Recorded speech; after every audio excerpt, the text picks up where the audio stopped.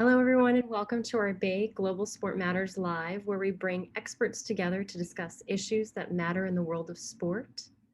We start each show with an acknowledgement that the lands where the Global Sport Institute and Arizona State University sit belong to the Maricopa and Pima peoples.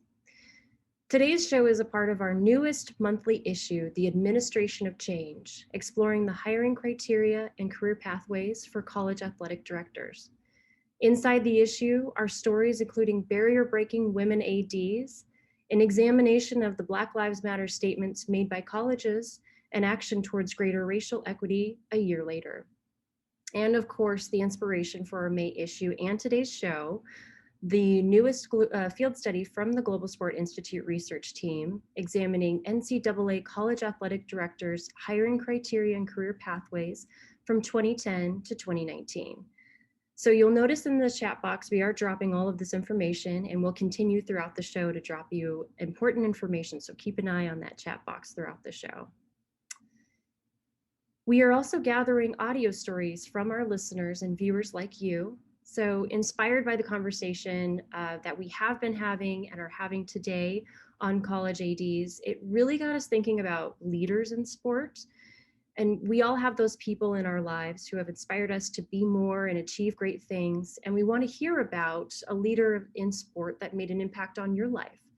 So in the chat box as well, we are dropping a link to share your story, your audio story, and it includes a link to record and a few easy prompts that will guide you along the way. It takes about 5 minutes, and I encourage all of you to do that. During today's conversation, we encourage you to share your thoughts and questions with our panel and viewers using the Q&A box, which is located at the bottom of your screen. You should see a Q&A button.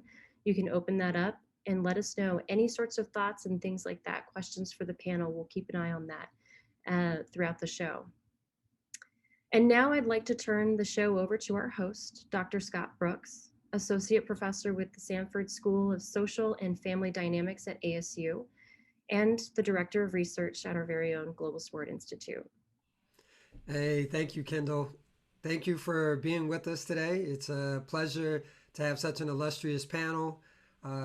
Really want to cut to the chase because I know we don't have a lot of time. So let me start by speaking just a little bit about our field study. So our field study on athletic directors really is just a continuation of our institute's commitment to trying to understand diversity, equity, and inclusion, and particularly when we're looking at sports leadership. And so we have looked at the NFL, we've looked at Power 5 football head coaches, we are working on Major League Baseball, we're working on women's basketball, NCAA Division I. So this is a part of something the Institute is committed to and will continue to do. In this, and one of the things that really stood out as an exciting opportunity here was when we have done our studies in the past, we're often only talking about one gender. We're talking about men. And so when you talk about Power 5 football, when you talk about the NFL, when you look at Major League Baseball, all of these, we're only looking at men in these leadership positions because women are not there, right? They're not allowed in that space. So that becomes just about race and or ethnicity. But here, in taking a look at athletic directors, we get to do both. We get to take a look at gender as well as race and ethnicity.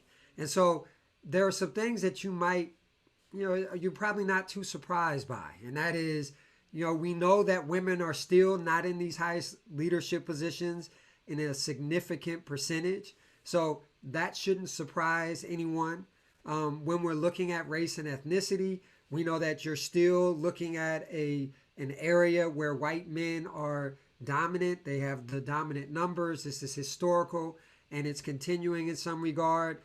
But once you start to look at the intersections of race, ethnicity, and gender, you start to see other things. So it's not just that women are less representative or represented in this. It's that we can compare and contrast women of color, right? Black women, Latino, Asian, Native, with white women and their opportunity structure. And then you can do the same thing on the men's side, but that's what makes this really an interesting study. And so I want to start with a question I take from a really good friend of mine who is a Division I men's assistant basketball coach, and he asked this question. I want to start with you, Coach Conrad. The question is, when you're thinking about the position you're in now, right, and you've been an athletic director at Texas, and now you're there as a special assistant, and really taking a close look at these DE and I, did your career path, did becoming an AD find you, or did you find it? I think it was A. I think I have a long history at the University of Texas, and it's one of the institutions that for many years had separate athletic departments. There was actually a women's athletic department, which operated totally independent of what was happening in men's athletics. And in some ways, that was very, very good. But when it really got down to it, money became the real issue.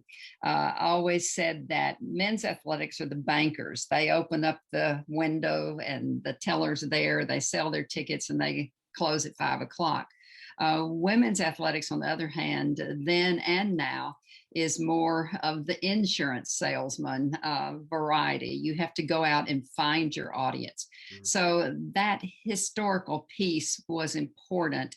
I had an opportunity to coach and then take the normal path to becoming an athletic director.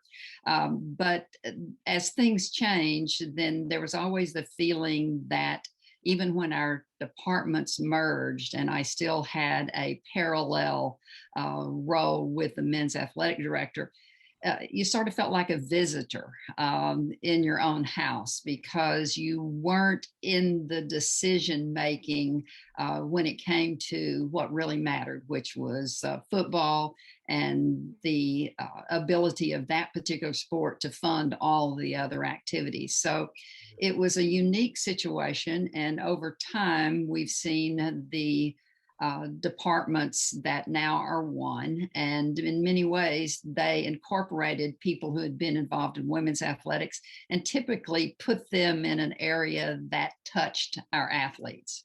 I think I see that today. If you're on a path to administration, then you're more likely to have been in academic role or in a role where you determined how the athletes are going to be supported and or maybe compliance, as opposed to on the other side, men are still expected to be able to raise funds and to be primarily responsible for the funding of the athletic program as a whole. No, that's a great point, and we see that in other areas, right? The normal path. I love how you put it. The normal path to athletic director is often through the money route, right? To get to that top position, and yet, if we're looking at those who are coming from historically minoritized groups, right? We're seeing that they go through more of the soft skills, right? So HR might be the positions they're in. They're working in that support. And that's a way in which we see segregation. So very, very good points. Dr. Brandon Martin, I want to, you've been in the head chair more than once. So there's a great amount of experience there that you're building. And you've come through as an athlete as well as Coach Conrad, going that route of being an athlete first. Coach Conrad was a coach and then an AD. You've gone from being an athlete and then have moved into the administration without having gone that coach route. Can you talk a little bit about the challenges and getting to a Power Five, right? So one of the things that we see is it is harder for white women and people of color to get to that Power Five route and to get a second chance if you get there. Talk a little bit about, whether or not, we'll go with that first question. This AD role chose you or you chose it, and then give us a little bit more about the route as a Black man. Yeah. So thank you, first, Scott. I think that's a salient question as we move forward through this process today for an hour. I would say that you mentioned Power Five. Well, I was a student athlete at USC for 4 years. And so I had some sort of understanding about how the Power Five operated and understood somewhat of the urgency for success, the urgency for championship. And USC has fielded a number of national championships. So I had some semblance of championship and understanding the formula on how to get there. In terms of, I believe that me choosing to be in this industry has been a form of ministry. I think it's more of a calling. And I believe that once I graduated from USC as a student athlete and played professionally for 3 years, it was a calling for me to serve as a mentor, as a guide, as an advisor, and more, not just an advisor, but a trusted advisor for Black males who are participating in our revenue generating sports. That was a great platform. I was fortunate enough to have a graduate assistantship at USC. They gave me that platform back when Mike Garrett was the director of athletics from 2000 to 2010, I want to say. But that was sort of my chance to leave an indelible mark on the field. And so when you think about the overrepresentation of Black student athletes that participate in revenue sports, but the underrepresentation of people who are not Black and people of color, that's problematic. And so when you think about that, it was important for me to find a panacea to try and figure out how do we move forward. And so when you think about that platform, you're really solving societal issues, right? So it's not just about, well, you're being a mentor to an athlete, you're solving a lot of society's problems. So when we think about, higher education, it's really a microcosm of the real world.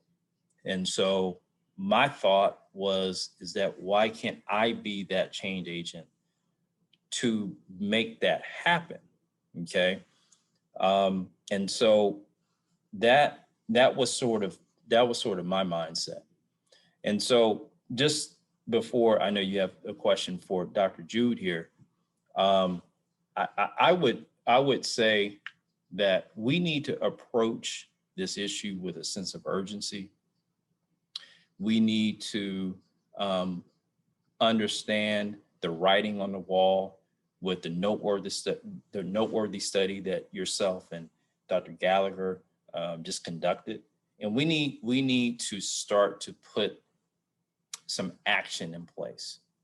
We've talked for a number of different years. We've had pioneers. I mean, one of the pioneers on our panel is Stan Johnson. We've talked a lot, but at this point, it's all about how do we execute the things that we know? And so do we have the courage to execute that, right? Some of us don't, but I think a lot of us on this call do. So that would be my response. Thank you. I appreciate it. And Dr. Jude, I'm going to ask you just the first question, and then we'll dig deeper into that. Did it choose you? And you've moved on from now collegiate athletic director to working with a professional football club with the Broncos. Did this path choose you, or did you choose this path? That's a great question. And first of all, it's an honor to be participating on this panel. And I am extremely excited to utilize this platform to continue to speak about issues of diversity, equity, inclusion, and to help support those individuals in the underrepresented communities to really be able to take an active role. I really think that this this industry chose me. I really do. And the reason for why I say that is because prior to me getting involved in the college ranks as a professional, I worked in radio and television. I worked in non-for-profit organizations in community and social services. I worked for 2 politicians to make sure that everyone was engaged in diversity, equity, inclusion well before it was even called diversity, equity, and inclusion. And so this working in athletics has chosen me to explore and utilizing this platform to spread the word. And I'm very fortunate that no matter how I felt throughout my time as a student athlete, at the age of 16 years old, getting a volleyball scholarship, all the way up into where I'm currently at, serving as the first ever VP of DE&I, that it continuously allowed me to educate, to talk about those processes, to influence policies, which eventually is going to affect profits when it comes to institutional wide as well as professional wide. So it's a very fortunate position to be in, but I definitely would echo on Dr. Martin, who's saying that we've talked about it. Now we got to be about it and we got to make things happen. Yeah. Thank you. Thank you. So, again, you all represent really the pathway. So one of the things that our study, what we did was we looked at prior playing experience. We looked at prior positions before getting to that head seat. And then we looked at what are the positions after. What we find is while there is a range of experiences, and I know Coach Conrad can speak to how it has changed, and I'll ask her to do so in just a second, there are still more narrow opportunities or at least experiences when we're looking at white women and people of color that, often they have higher percentages of being student athletes, higher percentages of being student athletes at Division I. Then we have, coaches. And so Coach Conrad with over 900 wins with this Hall of Fame career, right? There's this standoutness about it. That was the prior route, right? That you went from athlete often to coach. And then this was like the natural trajectory, right? The natural into it. Now we're seeing a broader range and we're also seeing more education. So Coach Conrad has a master's and then Dr. Brandon, Dr. Jude, you all have doctorates. We see that white women and people of color have more graduate degrees, right? And so in particular, Black women as their own segment have the highest percentage of doctorates across the group. So if experience and playing experience is a part of the qualification, you all are more qualified. And if it's about education, you all are more qualified.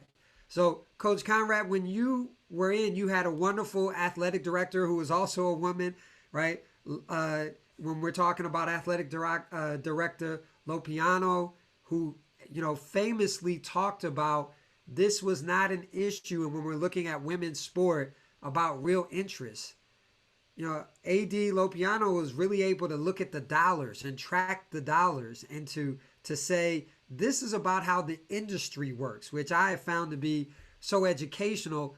Can you speak about how different the role has been? You were both coach in AD in 92. How has this changed? You coming back and being a special assistant. What are the roles like and how has this changed? Well, I think some things have stayed the same. Others have changed dramatically. I think there is a constant pressure on administrative roles, particularly the AD and people who are in the fundraising area. We can't get away from the fact that you have to have money to operate a program at the highest level. And the ability to develop relationships and the perseverance, as I look at it, to go out into the community and to sell what we are selling, which is an opportunity for young people to excel and to be the best they can be. And that is our product, and that's what we're selling. And unless you can sell that to the general public, and you may think that's crass, and you may say that that's a very simplistic way of looking at it, but I think that's where we are in athletics today. And unfortunately, the people with those kinds of contacts and those kinds of abilities are more likely white males. And women and minorities aren't as diverse in terms of their ability to do that. They don't have the same kind of contacts. I would argue that they're out there. We just haven't taken advantage. We haven't learned how to make those connections, and how we haven't recognized that in a lot of situations, women control the finances in a home. But there's that pride factor of men who want to follow a winner, who want to support their alma mater, and who are willing to put the finances behind that. So I don't think you can get away from that. It's unfortunate that's where the conversation leads, but I think the experience in that area has been somewhat limited for brown and black people and for women in the same regard. So our limits in that area, I think, sometimes keep us from moving forward.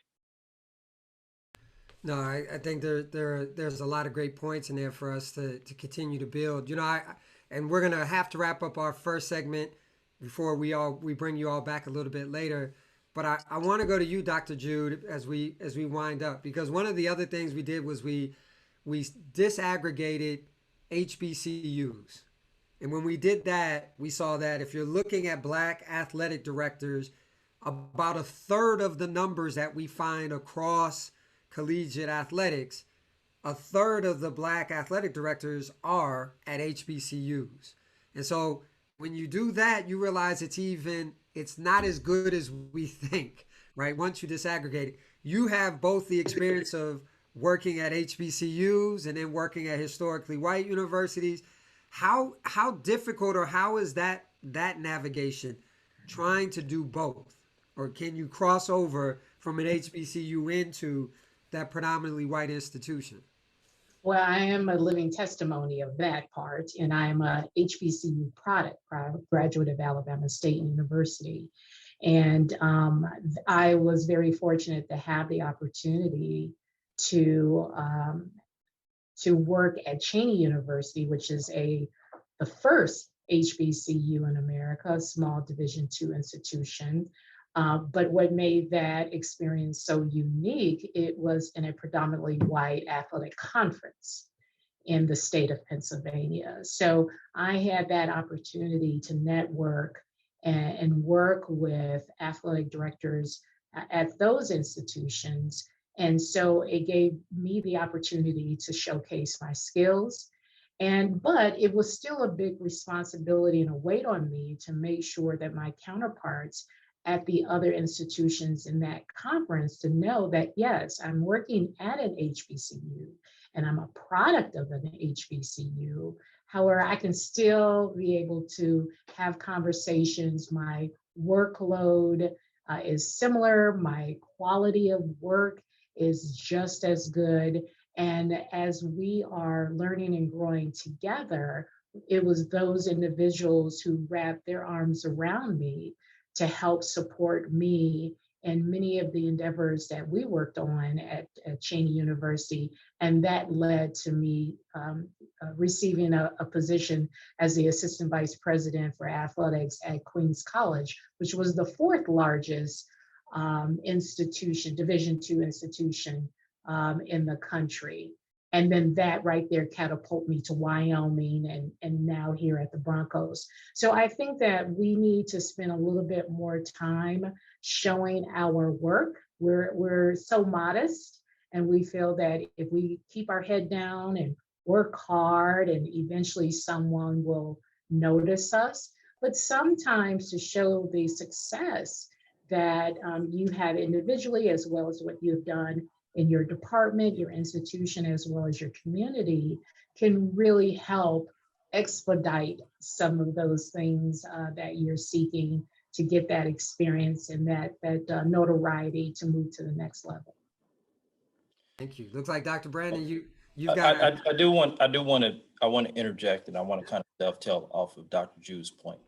So I just want to just make this clear.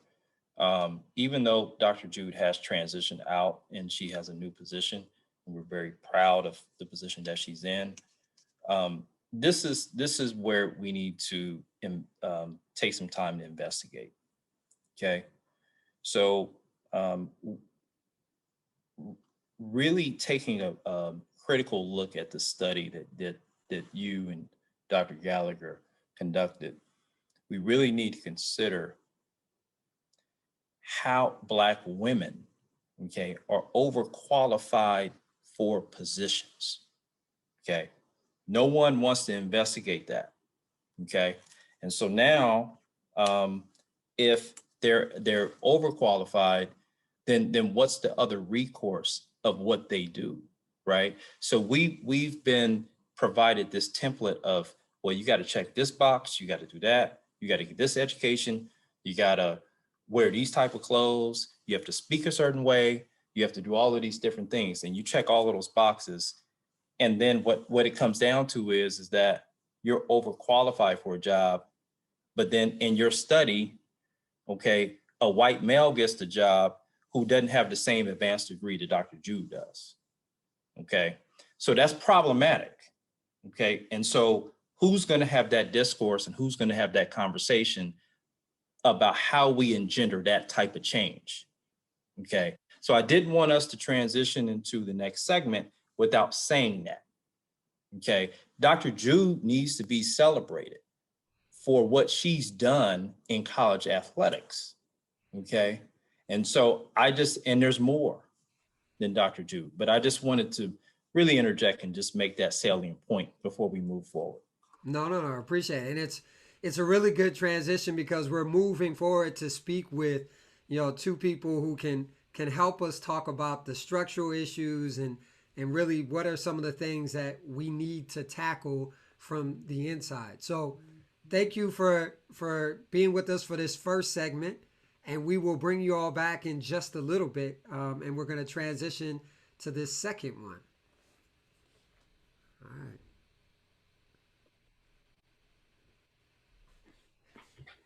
So with us, we've got two people who can really help us to dig a little bit deeper. We've got Herb Courtney, and Herb runs a search firm.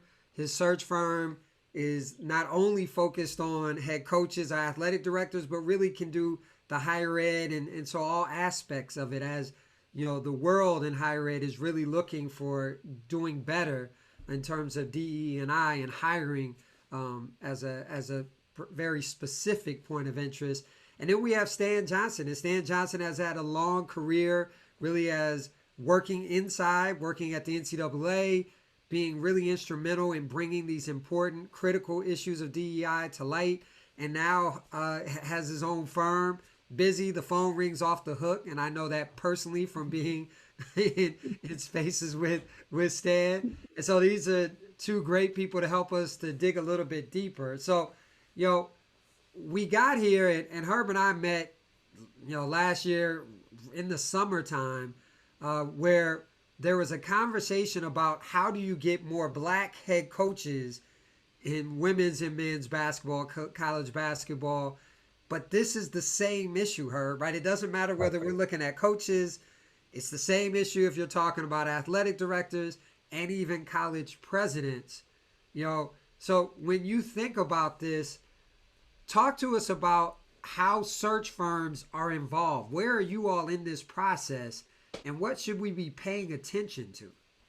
Yeah, no, that's a great question. And I think, for search firms and, for us in particular at Renaissance, it is vitally important, to have a diverse pool of candidates to start, right? I think there's a disconnect where how we hire, some firms, they hire the president, and then that president will call that same firm to hire the AD. And it's, it's kind of that system that has led to where we are now, where it doesn't yield to a diverse pool of candidates, and it's, friends calling friends, right? And usually your friends are going to look very similar to yourself.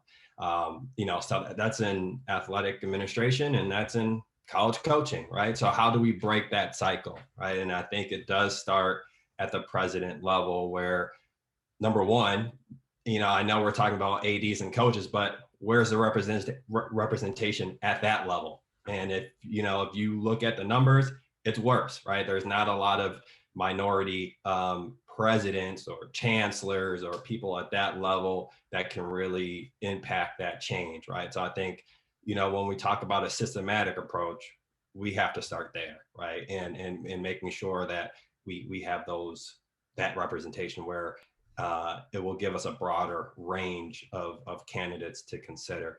And then, from a firm standpoint, we have to be very intentional, especially now, in developing those relationships with Stan and MOA and the other organizations that are out there that can help with that. Because, as Dr. Martin said about Dr. Jude, we are thrilled that she's with the Broncos, but she should be an athletic director, because she's done so much in college sports, right? So we can't have talent leave because they feel like maybe there's not a path in college athletics, So I do think it's onus on us as firms to really make sure that we are encompassing people from all backgrounds so they can have access to opportunities. Because right now I feel like minorities don't feel like that, right? Like they have a legit chance of getting to the top.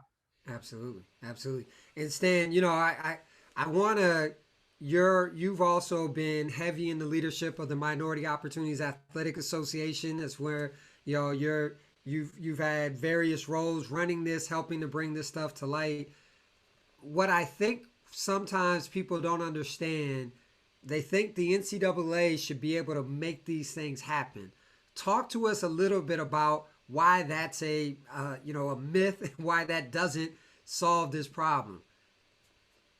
Thanks, Scott and Herb and all the rest of the panel for allowing me to be here. The NCAA people, I worked for the NCAA for 11 years and found out, like anybody else when I first got there, that the NCAA is like any other national organization, and that it's actually its members who run the organization, not the national office. They guide and do all of the work for the association. But when it comes down to hiring in this process, that's squarely on college presidents, especially as it relates to athletics directors. Now, athletics directors hire the rest of the staff, and they hire coaches and people like that. But when you look at the process of the athletics director, the chair, that comes down to college presidents. And the NCAA doesn't hire athletics directors. Colleges and universities hire athletics directors. And so it's up to college presidents to look at. Now, there's some things that go into that. And in that whole process, what we have to look at is what we call, and they call it the fit. We talked about this fit. What does that fit mean? Because we have a lot of qualified people, Dr. Martin, China Jude, all of these qualified individuals that are out there, both for minorities and women. But the key comes to, what is that fit? And that's what it always comes down to. And a college or university president will put together a job description for their athletics director. That's the qualifications. That's what it says we want. And then there's this fit, because that's the unwritten qualifications that people look for, the things behind the scene, all of the other factors that come into play when you're selecting an athletics director, including boosters, supporters, stakeholders, all of those people that influence this process. And that's often where we get left out of the process, because we're not a part of that system that allows for that to bring people into what we call that candidate position, to be that candidate. And I often talk about that, that I say that there's three types of, in a search, there's three types of people. there's suspects, prospects, and candidates. And suspects is that 300 list that we bring together when we put that job description out there. And then everybody applies. And then there's about 15 that we call it down to, and that's the prospects in the process. And then there are the candidates. That's the 2 or 3 or 4 that we bring to campus. Those are the only people that can get the job. And often we are not in that candidate process. One of us may be in there, and that's not the process. So when college presidents have to be intentional, as Herb has said, and Dr. Brown said, about the intentionality of getting minorities into that candidate position. And that does require them building relationships and knowing people and getting to be able to look at people as based on the qualifications that you asked for on that job description, it's there. No, I mean, it's a great point. We hear things like the goalpost is constantly being moved, right? That the criteria are changing at all times. Herb, when you're working with, let me start with one question first. How have things changed in the last 16 months? So when you're looking at the opportunities, how have they changed, and are the conversations any different with a more intentional focus on BIPOC? Yeah. How have you felt the change? No, there definitely has been a change, right? I think people are more willing to have those conversations.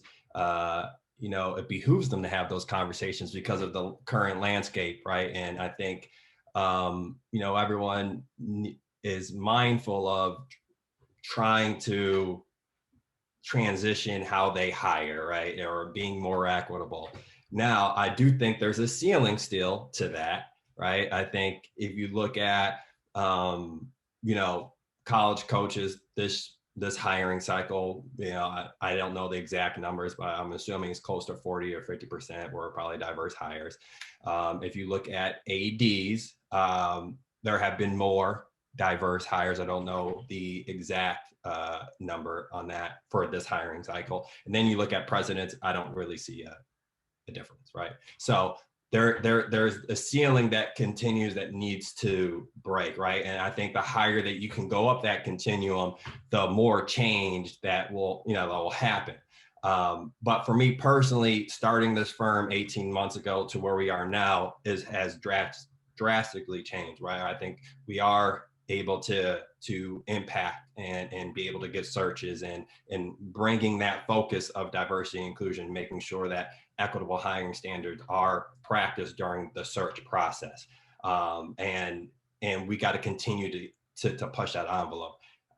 For a firm like myself, where I want to be and where I'm striving to get to is that president's level, right? So when we are there, and then, we do know the ADs and the talent that's out, we can start connecting the two.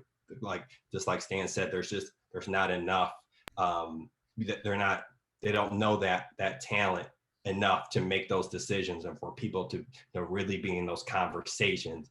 And instead of having one Black person or woman in the hiring process out of 4, now you got 2 or 3, right? So that's where we have to start to make that shift. But no, there's definitely been a change in the conversations and making sure that there is more intentionality going forward than 18 months ago. All right, good. And Stan, I'm gonna give you the last question for this segment, and it's really, we got a question from the audience that is really about thinking about the different types of leadership skills needed to do the job, and how might we have a different conversation that becomes more inclusive. So that is the question from the audience. What's your take on that? Look, people have qualifications, all types of qualifications that they look for, skills. You got to be able to communicate. You got to be able to talk to stakeholders. You got to be able to raise funds. You got to be able to do all the things that they say in that job description that they want you to be able to do. But one of the things that's very important is that how can you build relationships with people?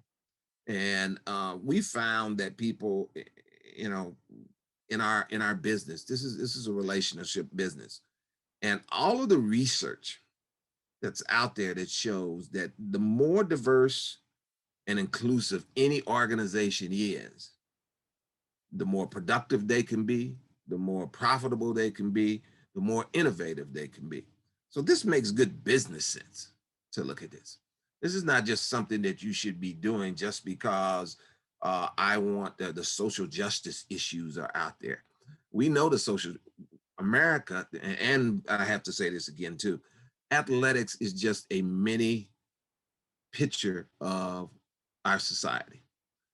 We haven't dealt with race in this country, and we need to deal with race. This permeates throughout, whether it's corporations, whether it's the medical industry, whether it's our professional sports, or what it's a process that's been there in all of our industries. And so we have to really have the deep conversations and move from this transactional piece. And I heard this the other day, move from being transactional to being transformational. And that was what we said earlier, move from the words that we keep talking about. And I've been talking about this for 30 years, and the actions that need to take place. People need to take action. And some people have to have the courage to be able to move the needle and be transformational, to look at if I want, and our society's changing.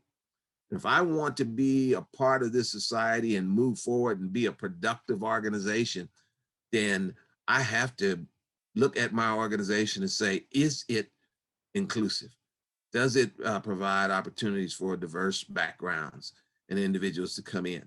And if you're not looking at that as a college president, if we're just looking at the status quo, you're going to continue to be. The other thing I want to add to this is that we cannot let the pressure off. I've watched this happen 5 or 6 different years, generational, where we have a big social movement and then something happens a little bit and that's it. But guess what? We're still at about 10 to 12% of all of college athletics. And that's over 30 years. And when I first got in it, it was only 3. Now, have we made some progress? Yeah, that's great. But we've been stagnant now.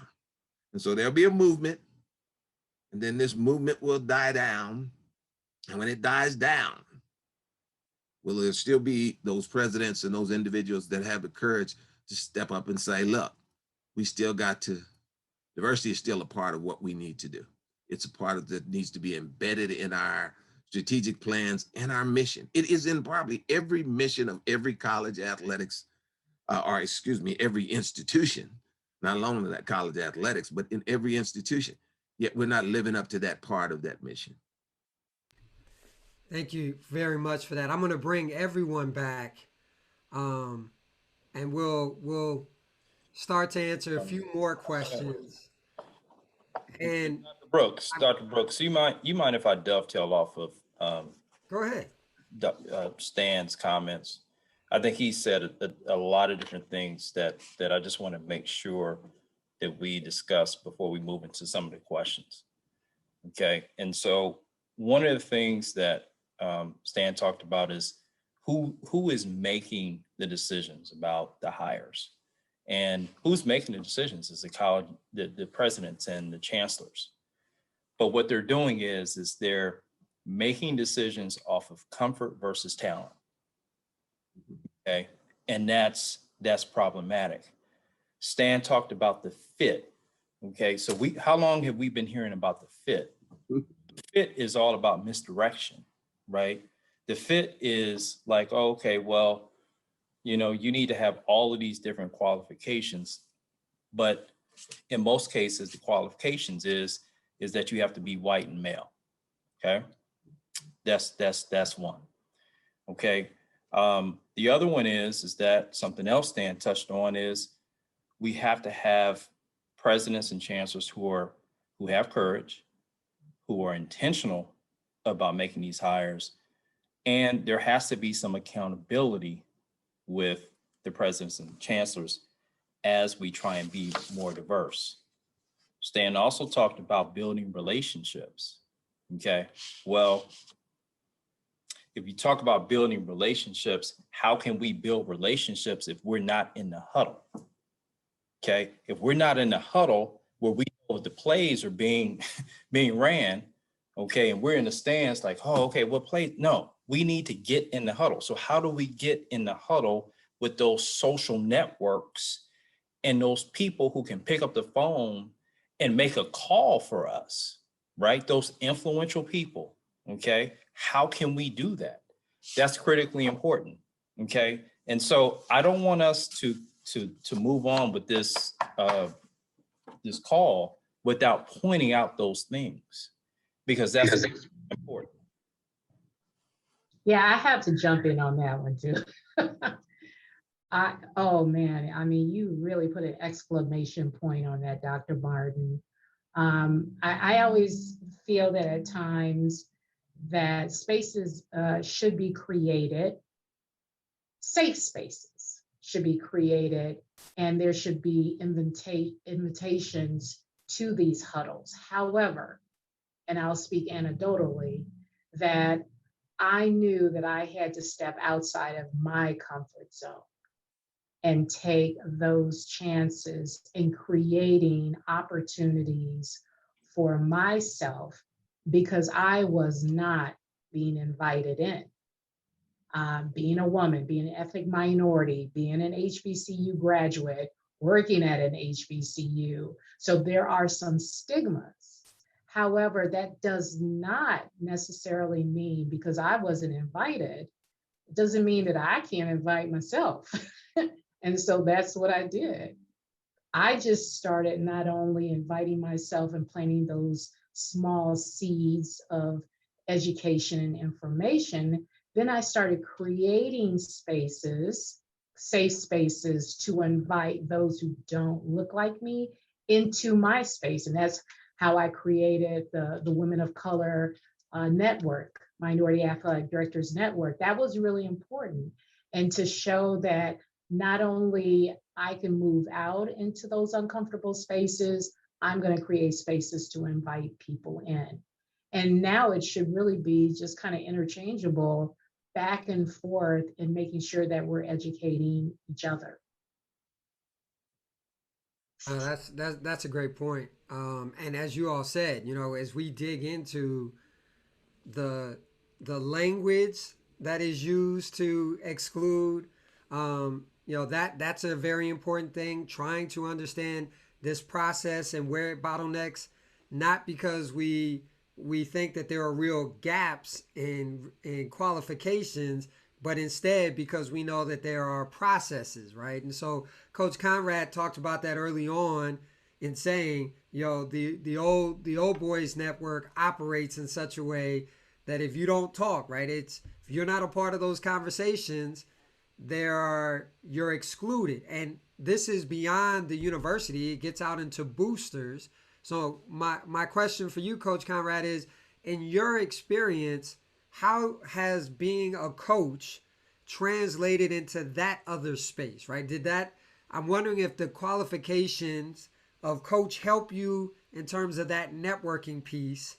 What are the limitations there? Because these are the hardest things. As a sociologist, when we look at race relations, you can have, you know, affirmative action programs, you can have all of that. But that social, informal, interpersonal, that's the thing that cannot be legislated, right? That has to be something that is in you that we do, right? It's a personal choice to decide to engage in that.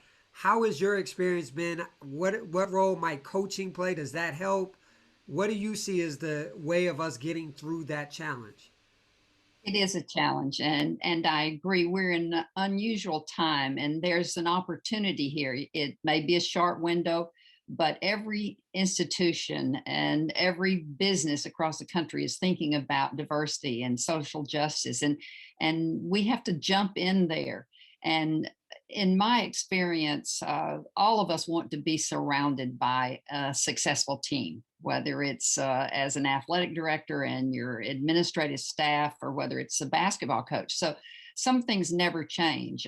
Team and teamwork is important. And as I work at the University of Texas now, we have opportunity to hire.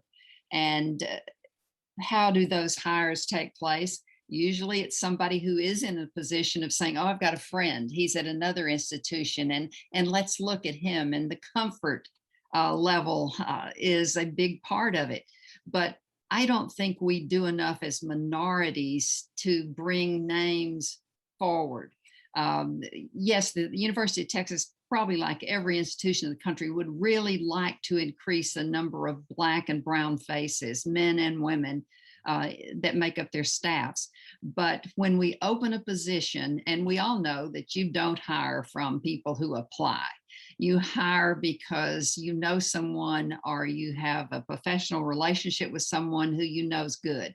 So where are those Black and brown faces coming to the attention of the athletic director through the people that have been able to move through the door?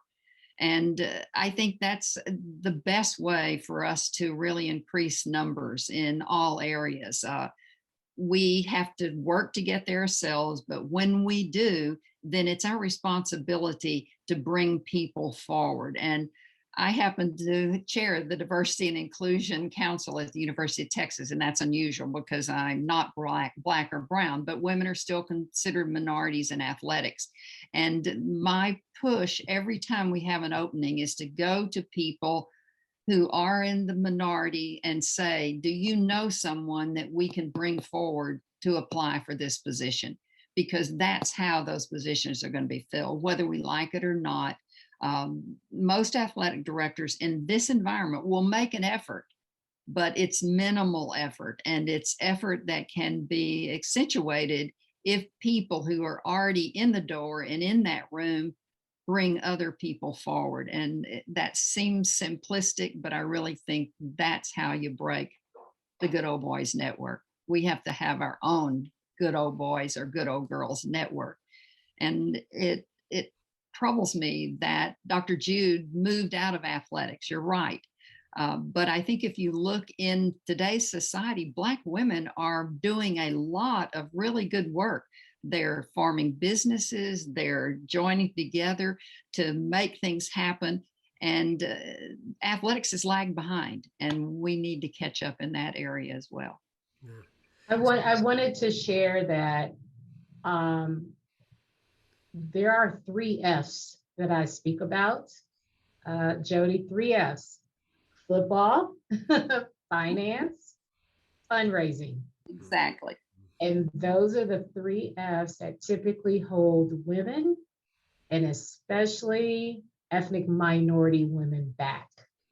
And so I am at a great organization. I am still in sports, but I knew that football was one of those F's that I needed to be great at. And I am in a great organization that is going to help strengthen not only the role of women, especially as we're addressing the Rooney Rule, which is an expectation in the league, but to also be able to show that women can navigate through, whether it's college level, pro level, and still be able to spread the message when it comes to issues of diversity, equity, and inclusion. All right. So sure. Congratulations on the role that you occupy now, and I know you've worked hard to get there. But I want you back in athletics. I want.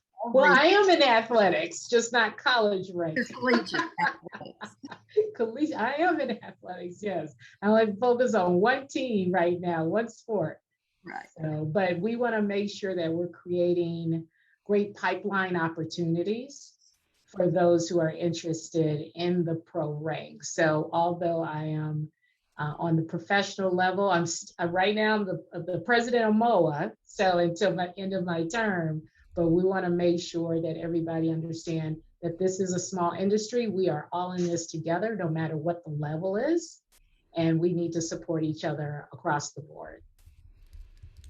China, I want to add something there. That one of the things that we've been talking about here is just the Division I level, FBS school, and it's one of our things in MOA that we often look at is that there's so many great opportunities out here for individuals all across the board, Division 1, 2, and 3. When we talk about people, excuse me, having the abilities, you know, if I'm a Division 3 at a Division 3 institution, I'm learning I do everything, including stripe the field. So it's a part of what I learned, and that's my skills and my background. So I learned it. So there's some great opportunities. There's only 80 FBS positions, and there's the fierce competition for those 80 some positions. That's just unbelievable. We're not McDonnell Douglas or Microsoft that's got 5,000 vice presidents and there's one head. Each institution has one athletics director now. And so, yeah, the opportunity still comes down to, and when we look at Division 1, 2, and 3 and the NAIA and the NJCAA, there's a lot of opportunities out there. And so this doesn't go to the NCAA, but they still, all of them need to do work in this area. Yeah. And so just to make sure people know that there's a lot of opportunities out there.